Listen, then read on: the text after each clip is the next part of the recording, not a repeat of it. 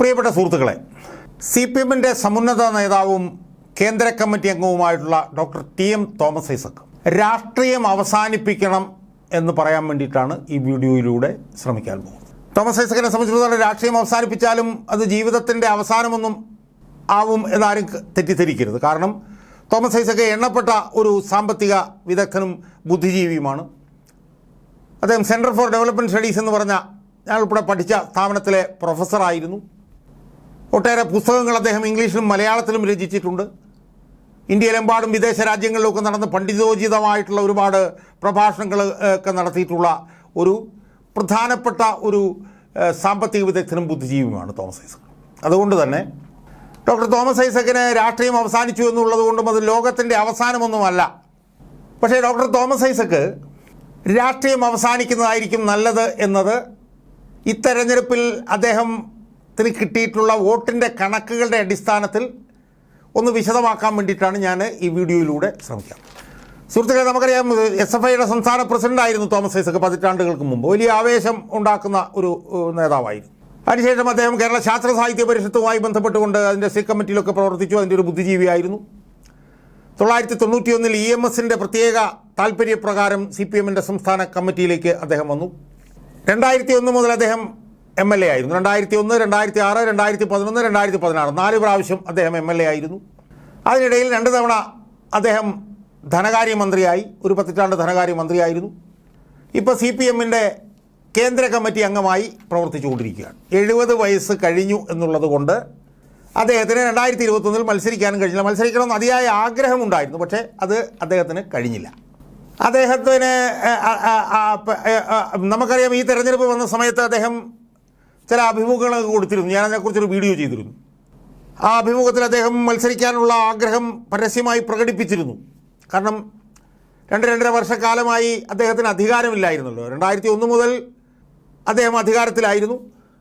1996, 2001 കാലഘട്ടത്തിൽ planning board മെമ്പറായിരുന്നു. പക്ഷേ അതേസമയം ജനകീയ ആസൂത്രണം എന്ന് പറഞ്ഞ പദ്ധതിയുടെ ഭാഗമായി അദ്ദേഹം അന്നൊരു അധികാര കേന്ദ്രമായിരുന്നു. 2001 മുതൽ അദ്ദേഹം MLA ആയിരുന്നു. 10 വർഷക്കാലം അദ്ദേഹം മന്ത്രിയായിരുന്നു. അപ്പോൾ അധികാരം തോമസ് ഐസക്കിനോടൊപ്പം സ്ഥിരമായി ഉണ്ടായിരുന്നു. പക്ഷേ 2-2.5 വർഷക്കാലമായി ഒരധികാരവും ഇല്ലാതെ മൂലയിലേക്ക് ഒതുക്കപ്പെട്ടിരുന്ന സാഹചര്യത്തിൽ 2024 തെരഞ്ഞെടുപ്പിൽ മത്സരിക്കണമെന്ന് അദ്ദേഹത്തിന് അതിയായ ആഗ്രഹമുണ്ടായിരുന്നു. അന്ന് അദ്ദേഹം ആരോ ചോദിച്ചപ്പോൾ, ഏതോ മാധ്യമപ്രവർത്തകൻ ചോദിച്ചപ്പോൾ, പാർട്ടി തോൽക്കുന്ന സ്ഥലങ്ങളിലും വിന്നബിലിറ്റിയുള്ള സ്ഥാനാർത്ഥികളെ തീരുമാനിക്കും എന്നാണ് അദ്ദേഹം പറഞ്ഞത്. എന്ന് വെച്ചാൽ വിജയസാധ്യതയുള്ള സ്ഥാനാർത്ഥികളെ തീരുമാനിക്കും എന്ന് പറഞ്ഞിരുന്നു. തെരഞ്ഞെടുപ്പിന് വളരെ മുമ്പ് തന്നെ അദ്ദേഹം പത്തനംതിട്ടയിലാണ് മത്സരിക്കാൻ പോകുന്നത് എന്നുള്ളത് മനസ്സിലാക്കിക്കൊണ്ട് വളരെ കാലേ കൂട്ടി തന്നെ പത്തനംതിട്ടയിൽ അദ്ദേഹം തെരഞ്ഞെടുപ്പ് പ്രചരണം ആരംഭിച്ചിരുന്നു. ആ തെരഞ്ഞെടുപ്പ് പ്രചരണം നേരത്തെ തന്നെ നമുക്കറിയാമല്ലോ. തോമസ് ഐസക് തെരഞ്ഞെടുപ്പിൽ മത്സരിക്കുമ്പോൾ അദ്ദേഹത്തിന് പ്രത്യേകിച്ച് തെരഞ്ഞെടുപ്പിൽ പ്രവർത്തിക്കാൻ വേണ്ടി ഒരു സംഘടനാ സംവിധാനം ആളുകളൊക്കെ അദ്ദേഹത്തിനുണ്ട്. CPM-ൻ്റെ സംഘടനാ സംവിധാനത്തെ ആശ്രയിച്ചല്ല അദ്ദേഹം തെരഞ്ഞെടുപ്പിൽ മത്സരിക്കുന്നു. അദ്ദേഹം മാരാരിക്കുളത്ത് മത്സരിച്ചപ്പോഴും ആലപ്പുഴയിൽ മത്സരിച്ചപ്പോഴും ഒക്കെ അദ്ദേഹത്തിൻ്റെ കുറേ ആളുകൾ അവിടെ വരും. അവരാണ് തെരഞ്ഞെടുപ്പ് പ്രചരണം നടത്തുന്നത്. ആ തെരഞ്ഞെടുപ്പ് പ്രചരണം നടത്തുന്നതും അതുമായി ബന്ധപ്പെട്ടുള്ള ആളുകൾ ഇത്തവണ പത്തനംതിട്ടയിൽ തെരഞ്ഞെടുപ്പിന് വളരെ മുമ്പ് തന്നെ സജീവമായിരുന്നു. അവർ നേരത്തെ തന്നെ പ്രചരണം ഒക്കെ ആരംഭിച്ചിരുന്നു. അങ്ങനെ ആരംഭിച്ച് അവിടെ കാലേ കൂട്ടി തന്നെ പ്രചരണം നടത്തി. അവിടെ UDF-ൻ്റെ സ്ഥാനാർത്ഥി ആൻ്റണി ആയിരുന്നു. തോമസ് ഐസക്കുമായി താരതമ്യം ചെയ്യുമ്പോഴത്തേക്കും വളരെ നിലവാരം കുറഞ്ഞ ഒരു രാഷ്ട്രീയ നേതാവായിരുന്നു ആൻ്റണിക്ക് അവിടെ ഒരു ആൻറ്റി ഇൻകുംബൻസിയുടെ പ്രശ്നം ഉണ്ടായിരുന്നു. കാരണം 4ാമത്തെ തവണയാണ് മത്സരിച്ചത്. അപ്പോൾ സ്വാഭാവികമായും തോമസ് ഐസക്കിന് വലിയ സാധ്യത അന്ന് കൽപ്പിക്കപ്പെട്ടിരുന്നു. പക്ഷേ തെരഞ്ഞെടുപ്പ് ഫലം വന്നപ്പോഴത്തേക്ക് നമുക്ക് കാണാൻ കഴിഞ്ഞെന്താ? തെരഞ്ഞെടുപ്പ് ഫലം വന്നപ്പോൾ 66,119 വോട്ടിന് തോമസ് ഐസക് പരാജയപ്പെട്ടു. അവിടെ NDAയുടെ ദുർബലനായിട്ടുള്ളൊരു സ്ഥാനാർത്ഥിയായിരുന്നു അവിടെ നിന്നിരുന്നത്. പക്ഷേ ആ സ്ഥാനാർത്ഥിയും സാമാന്യം നല്ല നിലയിൽ അവിടെ വോട്ട് പിടിച്ചു. തോമസ് ഐസക്, അതായത് പത്തനംതിട്ടയിൽ തോമസ് ഐസക്കിന് 3,01,504 വോട്ടാണ് കിട്ടിയത്. 3,01,504 വോട്ടാണ് അദ്ദേഹത്തിന് കിട്ടിയത്. UDF സ്ഥാനാർത്ഥിക്ക് 3,67,628 വോട്ടും NDA സ്ഥാനാർത്ഥിക്ക് 2,34,000 വോട്ടും 4,406 വോട്ടും. ഇതാണ് പത്തനംതിട്ടയിലെ വോട്ട് നിലവാരം.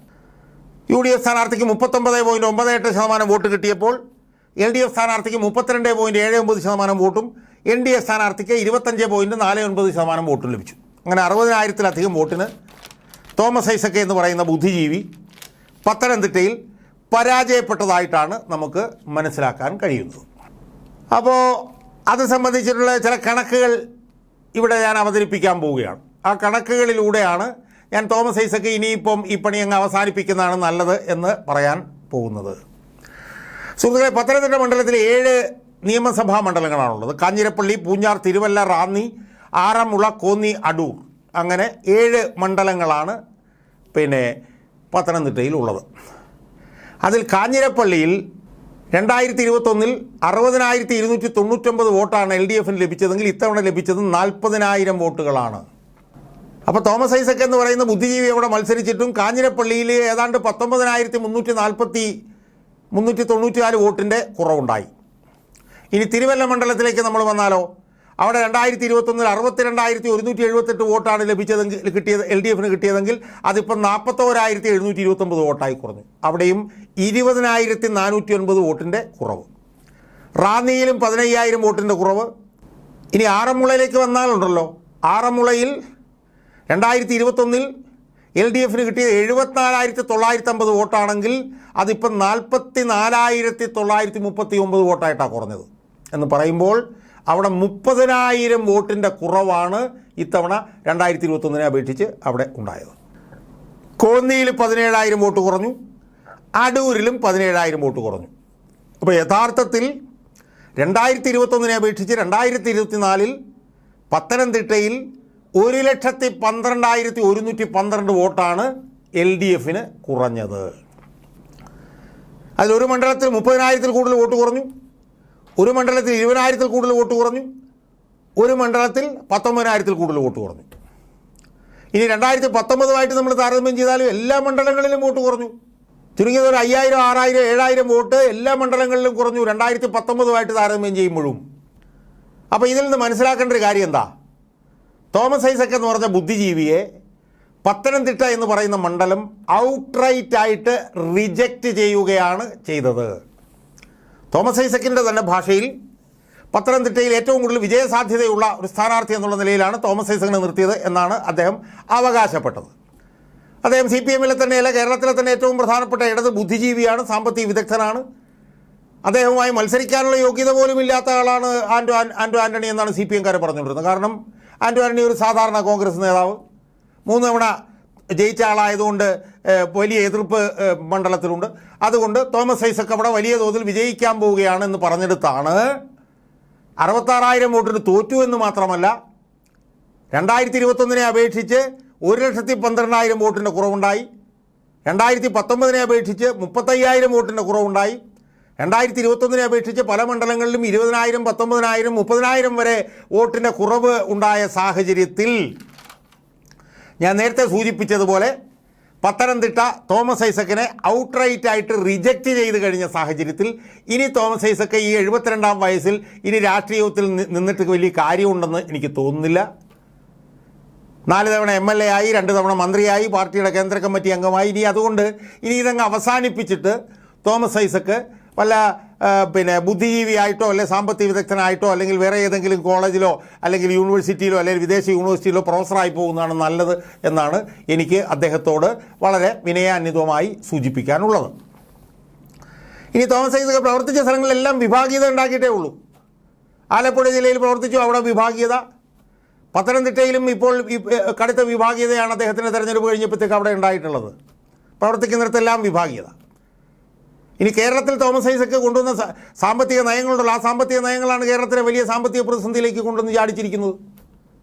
എത്ര കടം മേടിച്ചു കഴിഞ്ഞാലും വികസന പ്രവർത്തനം കടം മേടിച്ച് നടത്താമെന്ന് പറഞ്ഞുകൊണ്ട് കടത്തിനെ മഹത്വവൽക്കരിക്കുന്ന ഒരു സമീപനം കൊണ്ടുവന്നതാണ് കേരളത്തിലെ ഏറ്റവും വലിയ പ്രശ്നമായത്. അതുപോലെ തന്നെ ബജറ്റിന് പുറത്ത് പണം സമാഹരിച്ചിട്ട് വികസന പ്രവർത്തനം നടത്താൻ വേണ്ടി കിഫ്ബി കൊണ്ടുവന്നു. ആ കിഫ്ബിയും വലിയ തോതിലുള്ള പ്രതിസന്ധിയിലേക്ക് പോയി. കിഫ്ബി ഇപ്പോൾ നിർത്തുമെന്നാണ് പറയപ്പെടുന്നത്. അപ്പോൾ കേരളത്തിലെ സാമ്പത്തിക നയത്തിൻ്റെ മേഖലയിൽ വലിയ കെടുതികൾ ഉണ്ടാക്കിയിട്ടുള്ള നയങ്ങൾക്ക് തുടക്കം കുറിച്ച ആളാണ് തോമസ് ഐസക്. പ്രവർത്തിച്ച പല സ്ഥലങ്ങളിലും ജില്ലകളിലും എല്ലാം വിഭാഗീയതയ്ക്ക് നേതൃത്വം കൊടുത്ത ആളാണ് തോമസ് ഐസക്.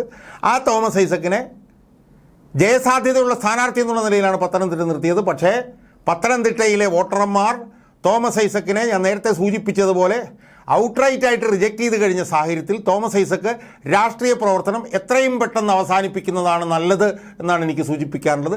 സ്വരം നല്ല സമയത്തു തന്നെ പാട്ട് നിർത്തുന്നതാണ് നല്ലത് എന്നുള്ള ഒരു ഉപദേശമാണ് എനിക്ക് ഡോക്ടർ തോമസ് ഐസക്ക് എന്ന് പറഞ്ഞ ബുദ്ധിജീവിയായിട്ടുള്ള CPM രാഷ്ട്രീയ നേതാവിന് നൽകാനുള്ളത്.